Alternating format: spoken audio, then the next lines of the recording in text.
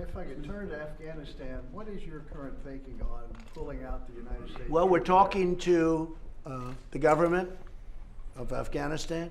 We're talking to the Taliban, and we're talking to others, and we're looking at different things. We've been there for 18 years.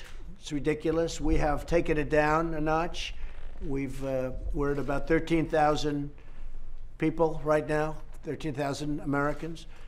NATO has some troops there too, by the way, and we're having good discussions. We'll see what happens. We'll see what happens. Look, it's 18 years. We're not really fighting. We're almost more of a police force over there. It's been so many years, but we're like a police force, and we're not supposed to be a police force. And as I've said, and I'll say it any number of times, and this is not using nuclear, we could win that war in a week if we wanted to fight it. But I'm not looking to kill 10 million people. I'm not looking to kill 10 million Afghans, because that's what would have to happen. And I'm not looking to do that. But it's a war that has been going on for almost 19 years now. And frankly, it's ridiculous. But with that being said, it's a dangerous place, and we have to always keep an eye on it. Sounds like you'd like to pull completely out if you could. I'd like to look at various alternatives. One of the alternatives is going on right now. We're talking about a plan. I don't know whether or not the plan's going to be acceptable to me, and maybe it's not going to be acceptable to them. But we are talking. We have good talks going, and we'll see what happens. This is more than other presidents have done. But we have brought it down.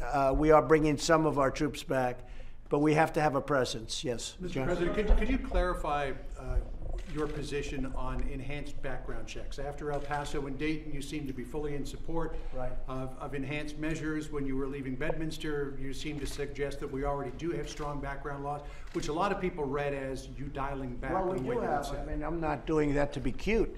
We have very, very strong background checks right now, but we have sort of missing areas and areas that don't complete the whole circle.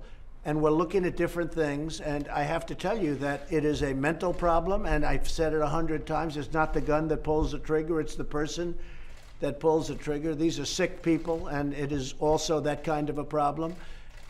And we're looking at mental institutions, which we used to have. Like, as an example, where I come from in New York, they closed up almost all of their mental institutions, or many of them, and those people just went onto the streets, and they did it for budgetary reasons. Well, New York is not unique. They've done that in many places. Would you support either of the House bills that were passed? Well, I'm not going to get into that, but we are in very meaningful discussions with the Democrats, and I think the Republicans are very unified.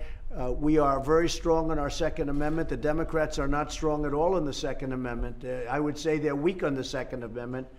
And we have to be careful of that. The Democrats would, I think they'd give up the Second Amendment.